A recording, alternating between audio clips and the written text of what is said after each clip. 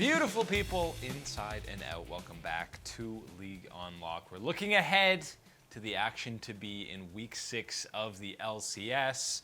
And for as much we make fun of the level of play that we've seen in North America so far, at the very least, it's interesting, and that's always why it's near the most popular in terms of Western scenes. It's just the storylines are compelling, the players have big fan bases, and there's plenty of that'll happen in Week 6. Can Cloud9 stay undefeated? Are FlyQuest really the second best team in North America? When will the turnaround start for Team Liquid and they actually start looking like the 4-time defending champions and what should be legitimate contenders to win their 5th, because it's only a matter of time. Even if they limp their way into that 6th seed into playoffs, you still don't want to match up against them in a best of 5. But day 1 action in Week 6, you have a couple of bangers to kick things off. FlyQuest versus C9, I mean, bada bing, bada boom. Those are your top 2 teams in North America. Can FlyQuest make a huge statement and hand C9 their first loss of the split? Hard to see. Hard to see that coming true, even though FlyQuest is riding high. They've looked pretty good.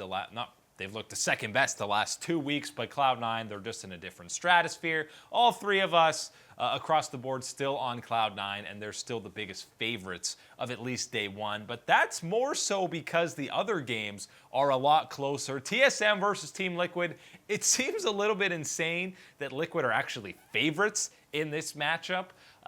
They're very slight favorites. It's basically a toss-up. But still, you can't put them as favorites over TSM, who have looked much better when you're looking at the entirety of the split than Team Liquid. They've pretty much consensus been a top 3 team the entire year so far, and Team Liquid have at times been a bottom 2 team, so it's a little bit unfair. I know you're taking the pedigree of seasons past into account, but they should not be favorites over TSM. That being said, I did pick Team Liquid. The lone wolf in that regard, Reed and Mark both going with TSM, and I'm still not ready to have full faith in almost any matchup for TSM, even if they're matching up against CLG, which they do in day 2. I don't have the fullest confidence in Team Solo Mid and haven't since, the 2017 era. Golden Guardians versus Immortals. I still have absolutely no idea about either of these teams, which one is really going to be better at the end of spring. I went with Immortals to stop their skid. They seem like they're going to be a little bit more desperate, although the Guardians also riding a 2-game losing streak. 0-5 combined are the 2 over their last 5 games. EG versus 100 Thieves. This is an easy weekend for Evil Geniuses, and they looked great against Team Liquid and terrible against TSM, and that's kind of been the story on all these 1-1 weeks that they've had. They look like a legit playoff team, and then they look like a not even legit LCS team. But that matchup, Jizuke versus Ryoma, I think is the big mismatch that you'll see Evil Geniuses coming out ahead. Jizuke kind of has a pop-off performance and an irrelevant performance, and however well he plays really dictates how well Evil Geniuses will do in that week.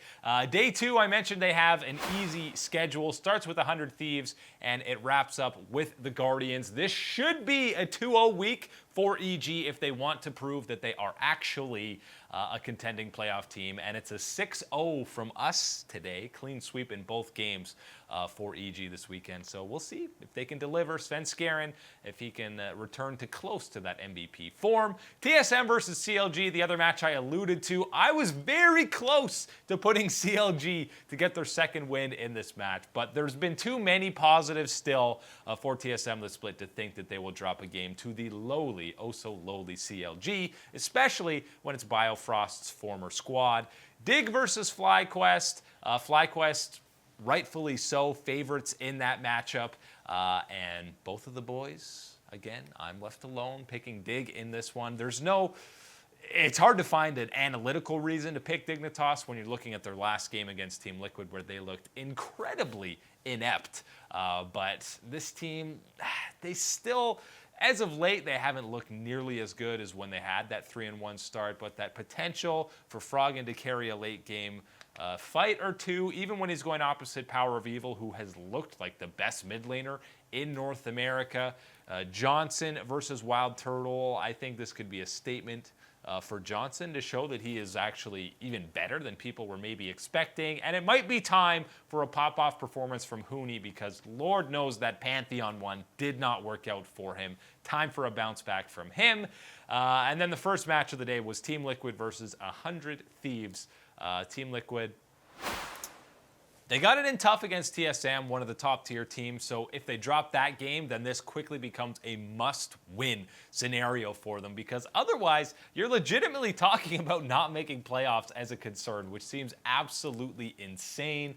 But Broxa versus Meteos, I mean, regardless of standings, you just go down the rosters for these two squads, and it should be advantages in 4 out of the 5 lanes, or 4 out of the 5 matchups for Team Liquid. And that's just what this roster is on paper. We're still waiting for them to get to that point, and you think that week 6 is kind of the beginning of that. We've seen everyone talking about Double Lift. He's not practicing solo queue as much as we're accustomed to seeing out of him.